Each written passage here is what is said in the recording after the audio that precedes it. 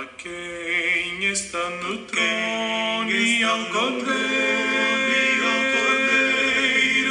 a Ele honra e glória e poder. A quem está no trono e ao Cordeiro, a Ele honra e glória e poder para sempre.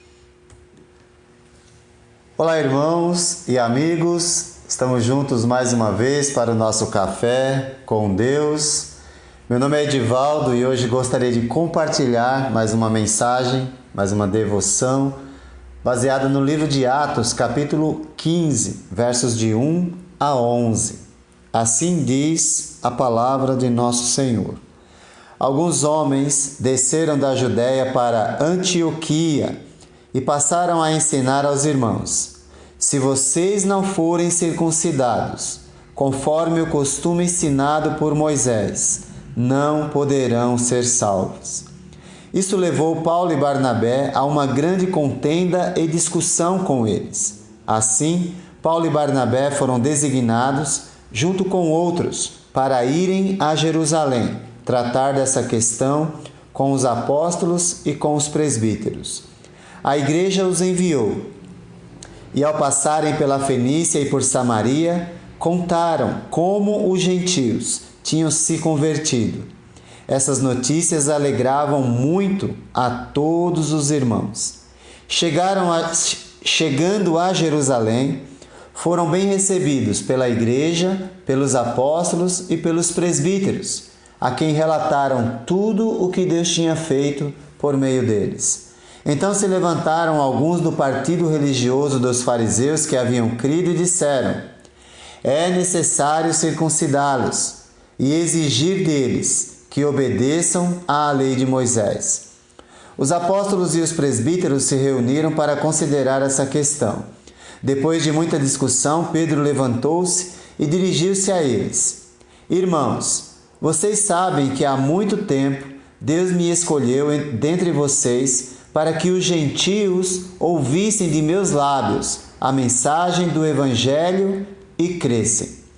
Deus, que conhece os corações, demonstrou que os aceitou, dando-lhes o Espírito Santo, como antes nos tinha concedido. Ele não fez distinção alguma entre nós e eles, visto que purificou seus corações pela fé.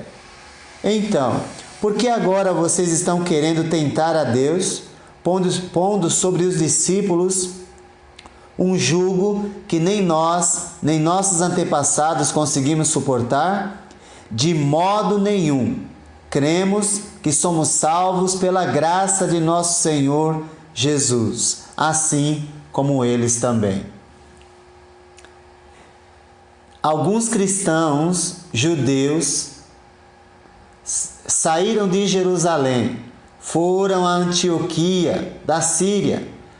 A igreja de Antioquia, uma igreja missionária, agora está tendo algumas dificuldades por conta dos próprios irmãos. Ou seja, existem dificuldades que são externas, que vêm de fora, mas também existem dificuldades internas, que vêm de dentro. E a dificuldade surgiu porque eles começaram a exigir que os cristãos gentios daquela região fossem circuncidados e obedecessem à lei de Moisés para serem salvos. Mas nem os próprios judeus, como Pedro disse, cumpriram o que a lei exigia. Como eles podiam exigir isso dos gentios? Isso gerou uma tensão, uma dificuldade naquela congregação, contenda e grande discussão. Foi necessário uma viagem de Paulo e Barnabé e outros irmãos para Jerusalém, para uma reunião com os apóstolos e os presbíteros da igreja e toda a comunidade. Foi necessário que Pedro se levantasse, onde ele fala sobre o caráter de Deus e a hipocrisia do homem, se referindo aos judeus, que queriam colocar um jugo pesado sobre os gentios, que nem eles mesmos, judeus, conseguiram carregar. No livro de Atos nós aprendemos que Deus, Ele está no controle de todas as situações. Quando a igreja é perseguida por fora e também quando ela tem problemas por dentro. Nós vemos os atributos de Deus, a sua onipotência, onipresença e onisciência presente em tudo isso. E toda a sua onipotência, todo o seu poder, a sua presença que ele prometeu que estaria com os discípulos e a sua onisciência, ele conhece os corações. Tudo isso tem um só propósito: salvar os perdidos e não condená-los. Esse Deus Todo-Poderoso conhece os corações. Ele nos aprova e nos acolhe do seu modo e não do modo do homem. Esse é o Deus que, de acordo com 1 Samuel 16:7, não vê como vê o homem. O homem vê o exterior, porém o Senhor, o coração. O verdadeiro discípulo de Cristo, no livro de Atos, procura agir com as pessoas como Deus age, não colocando jugo, peso sobre as suas costas, mas ajudando-a na caminhada. Quando nós enfocamos na aparência, nós estaremos sujeitos a rotular, julgar, condenar e excluir.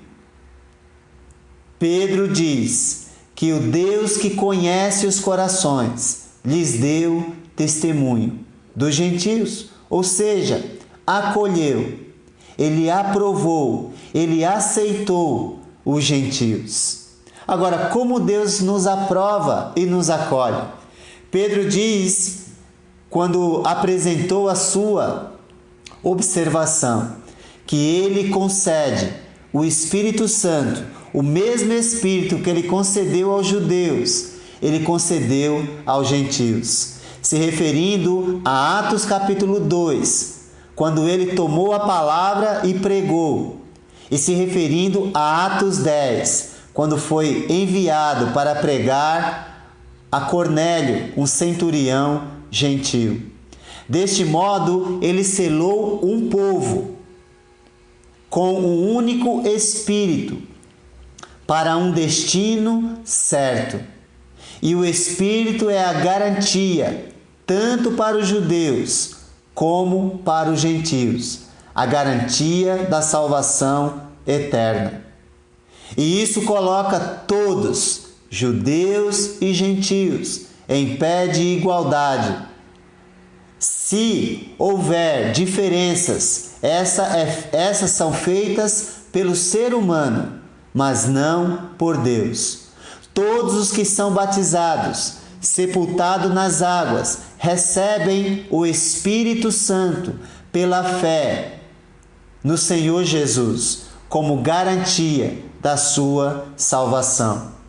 Com isso, Deus nos revela que Ele não faz distinção entre as pessoas. Deus não fez distinção entre judeus e gentios.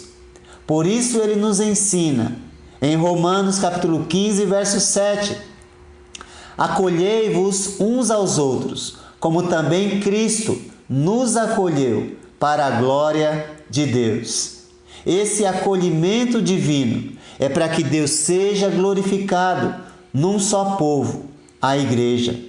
Deus não precisava dar opinião. Deus não precisava da opinião dos judeus no passado para aceitar os gentios. Nem precisa da minha opinião hoje, no presente, para acolher, aprovar, salvar quem quer que seja.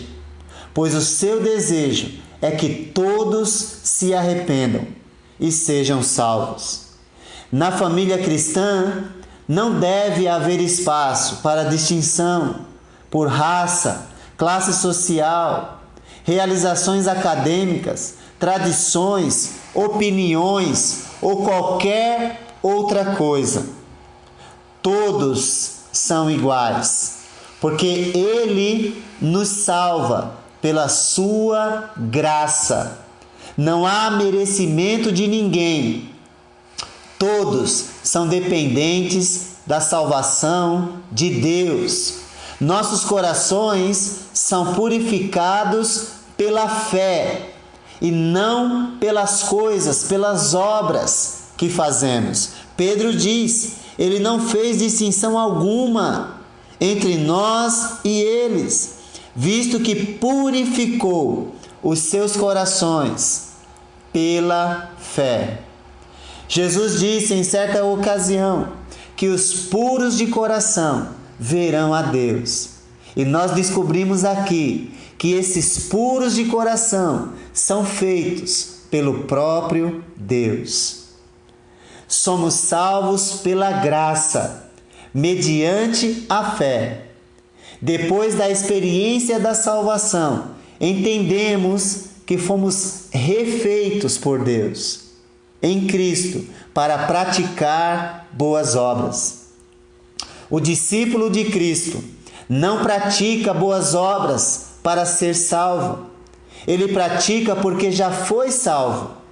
As boas obras são a consequência natural de sua transformação de vida. Ele quer se parecer cada vez mais com o Senhor Jesus, que andou por toda parte fazendo o bem. Uma igreja madura entende que a salvação não parte dela, e sim de Deus, através de Jesus Cristo. Por isso, ela trata todos de igual modo. A igreja não tem nenhum direito de vetar ou aprovar a salvação do perdido. Sua função e obrigação é de anunciar essa salvação a todas as pessoas. Uma igreja madura entende que é Deus que vê o coração das pessoas.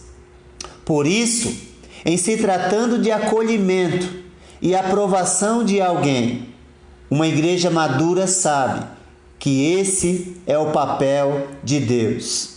E os aprovados são aqueles que têm fé em Jesus e se submetem a Ele mediante o novo nascimento. Se você já tomou essa decisão, Deus recebeu você com alegria dos anjos no céu. Então, receba os que nascem de novo com o mesmo sentimento, alegria, pois cremos que somos salvos pela graça de nosso Senhor Jesus Cristo, assim como eles também. Se a graça nos conduzir, nós não julgaremos ninguém. Pelo contrário, ajudaremos uns aos outros em nossa caminhada, aliviando o peso e não colocando peso na vida das pessoas. Que Deus nos abençoe e nos ajude a entender que a graça nos motiva e a graça nos coloca como iguais perante Deus. Amém. Para sempre, sempre, para sempre, sempre, para sempre, sempre, para sempre, sempre. A quem está no trono, está no trono.